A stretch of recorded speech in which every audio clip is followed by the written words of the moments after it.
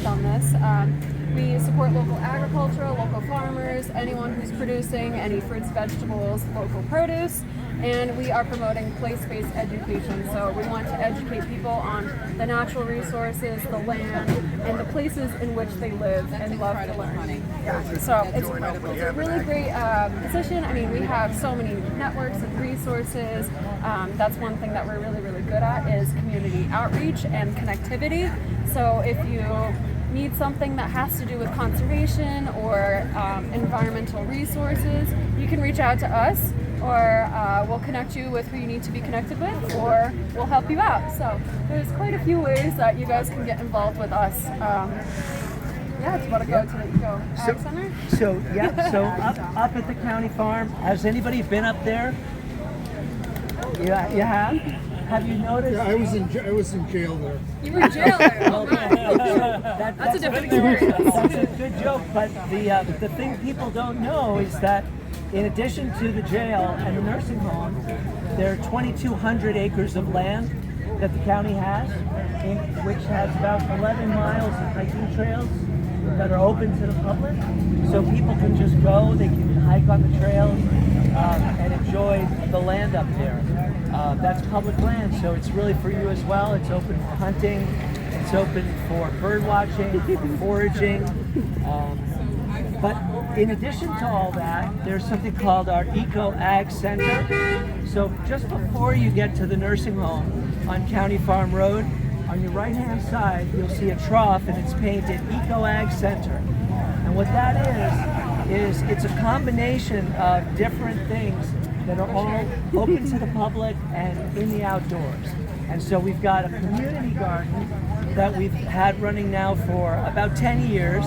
It's managed by Sue Palmer and her husband, Norm Sandville, and they've done an amazing job. If you haven't seen it, you should go take a look because the flowers are just fantastic. It's a beautiful spot with a small pond and a big field and a whole lot of flowers and vegetables. So we have the community garden, we have demonstration high tunnels, which are 2 greenhouses that are used either for agricultural research or right now we've got one of them is growing native plants and the other one is we're getting it ready to be a warming hut for a cross-country ski trail that we're putting in there as well. Cool. And we also have a pollinator garden, a native pollinator garden that has names of all the plants that are there, and you can see how they benefit bees and butterflies and how they were timed to flower at certain times of year so that there would always be something available for the bees and butterflies throughout the season. What else is there? We actually have some really cool brochures too that kind of walk you through the pollinator garden. So if you wanted a map of what we have planted, these are really great resources. And we also, so if anybody wants any, I can distribute these, or you can come up and grab one if you'd like. We also have the brand new Eco Ag Center brochure that I just put together. So this walks you through the different amenities, so the different types of, we have 2 different gardens, like Lionel just mentioned. We have the pollinator garden, we have the community garden, we also have the 2 high tunnels and the outdoor classroom spaces. And then of course we have one of the high tunnels that's going to be the warming hut for the cross-country ski trails. So we have quite a few things going on and it's open to the public, so if you want to stop by, enjoy the beauty. We have lots of blossoms right now. It's going to continue throughout the season. It's a beautiful place to be. So come stop by if you are interested, or you can reach out to us if you have any questions. But we have some really cool pamphlets here if you guys are just interested in learning more about what we do and what we offer. Yeah, and I'll just end with one more thing. The big project that we've been working on now for about 3 years is creating, it's the food processing hub. It's also up at the county complex in the Ahern building, which is the small gray building between the nursing home and the jail. And we were fortunate to receive grants, several grants to do this. And what it's going to do is it's a place where people can come to freeze, dry, or freeze-dry produce. And we're also processing nuts, so black walnuts as well as hickory nuts for oil. So we're focused on produce, on fruits, vegetables, and nuts, and we're basically creating a middle of the supply, food supply hub, so that people grow food and then they eat it. But if they don't want to eat it right now, if they want to save it into the winter, it's very hard to do that. And so one of the challenges of having a local food network, a local food system, is creating ways that we can preserve our harvest, that we can extend the shelf life of food.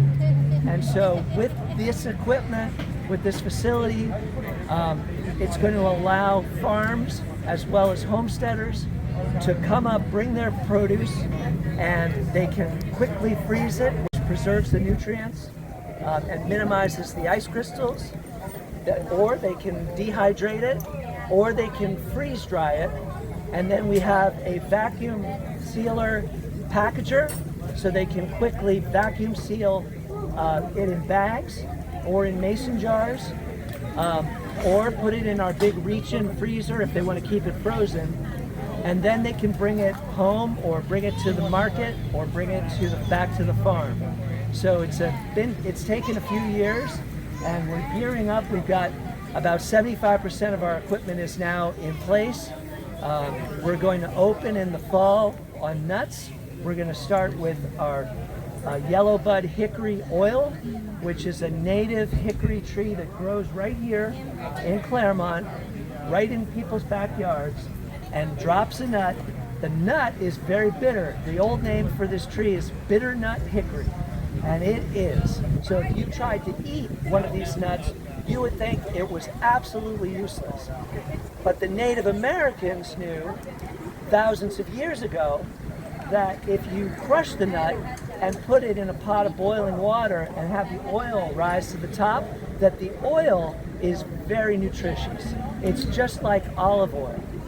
So it's a perfectly good, highly nutritious culinary oil.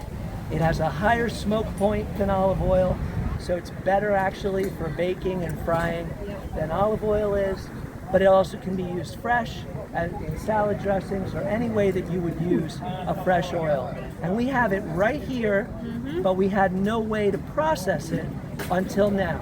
So we have a German oil press, and we're getting a roller crusher that will crush the nuts prior to pressing it from Iowa. That's coming soon.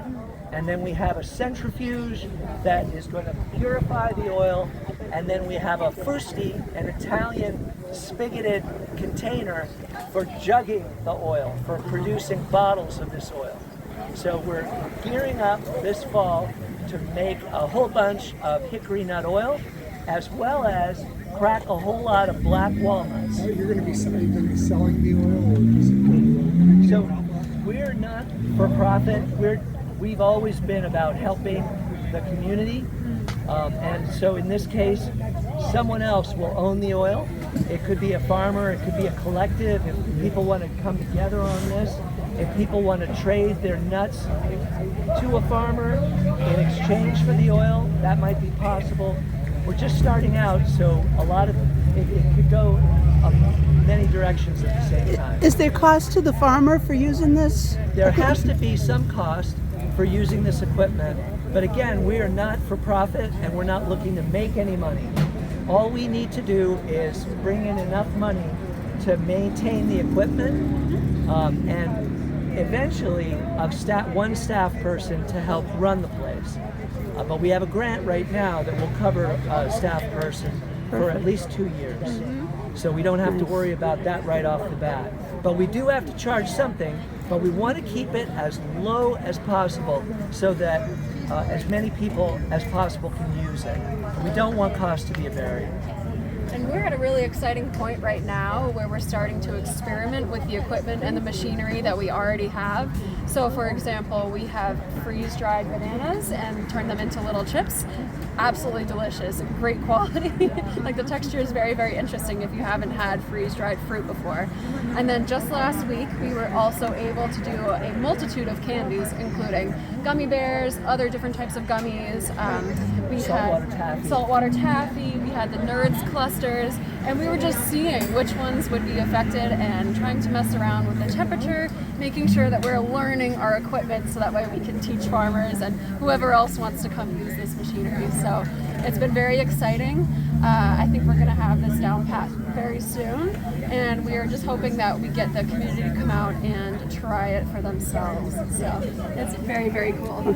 Thank you very much. Yeah, thank you guys. That is good If you guys want some information. brochures, feel free to come see me. I'll come to you, whatever works.